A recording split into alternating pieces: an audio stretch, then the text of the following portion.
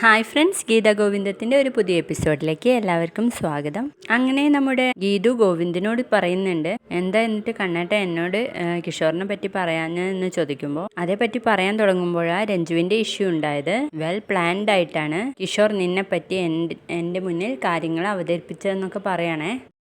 നന്നായിട്ട് ഹോംവർക്ക് ചെയ്തിട്ടുണ്ട്. അതൊന്നും വിജയിക്കാത്തത് കൊണ്ടായിരിക്കും അവർണികയെ നിന്റെ മുന്നിലേക്ക് തിരിച്ചു വിട്ടതെന്ന് പറയാണ് കേട്ടോ. ഇതൊക്കെ ഞാൻ അവനോട് അവർണികയുടെ മുന്നിൽ വെച്ച് ചോദിച്ചിട്ടേ ഉള്ളൂ എന്ന് പറഞ്ഞിട്ട് ഗീതു പോവാണേ. അപ്പോൾ ഗോവിന്ദ്, ഗീതു നിൽക്കവിടെ, എനിക്ക് കുറച്ചുകൂടെ ക്ലാരിഫിക്കേഷൻ കിട്ടേണ്ടതുണ്ട് എന്ന് പറയുമ്പോൾ എൻ്റെ സ്വഭാവത്തെക്കുറിച്ചിട്ട് ആരും ഒരു ക്ലാരിഫിക്കേഷനും എനിക്ക് തരണ്ടെന്ന് പറഞ്ഞിട്ട് വീണ്ടും പോകാൻ നിൽക്കുമ്പോൾ, ഞാൻ നിൻ്റെ ഭർത്താവാണ് ഗീതു, നിനക്ക് ക്ലാരിഫിക്കേഷൻ വേണ്ടെങ്കിൽ എനിക്ക് വേണമെന്ന് പറഞ്ഞിട്ട് ഗോവിന്ദ് അവിടെ തടഞ്ഞു നിർത്താണ് കേട്ടോ. രാധികയും വരുണും അത് ഒളിഞ്ഞു നിന്ന് കേൾക്കുന്നുണ്ട് കേട്ടോ. അപ്പോൾ ഗോവിന്ദ് പറയുന്നതൊന്നും ഗീതു കേൾക്കാത്തതുകൊണ്ട് ഗോവിന്ദ് അവളെ എടുത്തോണ്ട് പോവാണ് കേട്ടോ റൂമിലോട്ട്.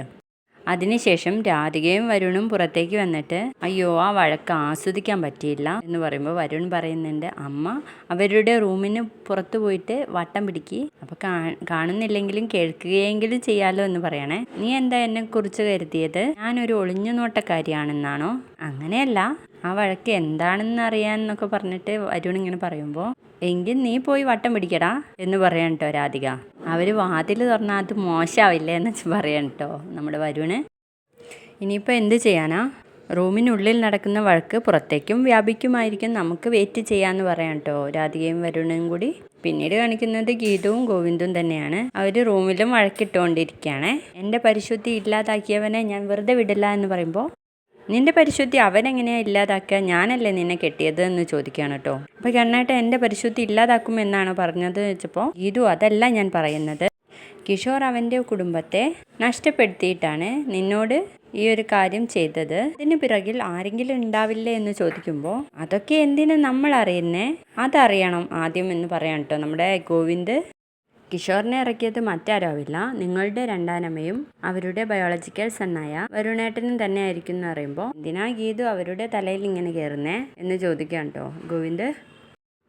കിഷോറിനെ ഇറക്കിയത് ചേതൻ ഗ്രൂപ്പ് ആണോ എന്ന് സംശയമുണ്ടെന്ന് പറയുമ്പോൾ, ഒന്നാന്തരം 916 ആയ എന്നെ പിടിച്ച് അവിഹിതക്കാരിയാക്കിയിട്ട് അവർക്കെന്താ നേട്ടം എന്ന് ചോദിക്കുമ്പോൾ, AGMനെ തകർക്കാൻ അവർ ഏതറ്റം വരെ പോകും, നിനക്ക് ചേതൻ ഗ്രൂപ്പിനെ അറിയില്ല എന്ന് പറയുമ്പോൾ ഗീതു പറയണേ, ഇപ്പോൾ എനിക്കൊരു സംശയം, ചേതൻ ഗ്രൂപ്പ് പറഞ്ഞിട്ടൊരു ഗ്രൂപ്പ് ഉണ്ടോ എന്ന് എനിക്കൊരു സംശയം എന്ന് പറയാൻ കേട്ടോ ഗീതു. അഥവാ ഉണ്ടെങ്കിൽ തന്നെ AGMൻ്റെ ഭാര്യയെ ബെഡ്റൂമിൽ വന്ന് ഒളിഞ്ഞു നോക്കലാണല്ലോ അവരുടെ ഇപ്പോഴത്തെ പണി എന്ന് ചോദിക്കുമ്പോൾ ഗോവിന്ദ് പറയുന്നുണ്ട്, നീ എന്താ ഗീതു ഇങ്ങനെയൊക്കെ സംസാരിക്കുന്നത്, നീയല്ലേ കോടതിയിൽ അവരെ പറ്റി വ്യാജരേഖ കൊടുത്തിട്ടുണ്ടെന്ന് പറഞ്ഞിട്ട് മൊഴി കൊടുത്തത് എന്ന് പറയുമ്പോൾ ഇങ്ങനെ ഓർക്കാണ്. നിനക്കെതിരെ പ്രവർത്തിച്ചവർ ആരായാലും അവരെ പുറത്ത് കൊണ്ടുവരണം എന്ന് പറയുമ്പോൾ ഗീതു ഇങ്ങനെ മനസ്സിൽ വിചാരിക്കും, രാധികാമ്മയും വരുണേട്ടനോ ആണ് ഇതിന് പിന്നിൽ പ്രവർത്തിച്ചത്, അതെന്തായാലും ഗോവിന്ദേട്ടൻ മനസ്സിലാക്കട്ടെ, അതിന് പറ്റിയ അവസരം എന്നൊക്കെ പറഞ്ഞ് ഇങ്ങനെ മനസ്സിൽ വിചാരിച്ച് നിൽക്കുകയാണേ.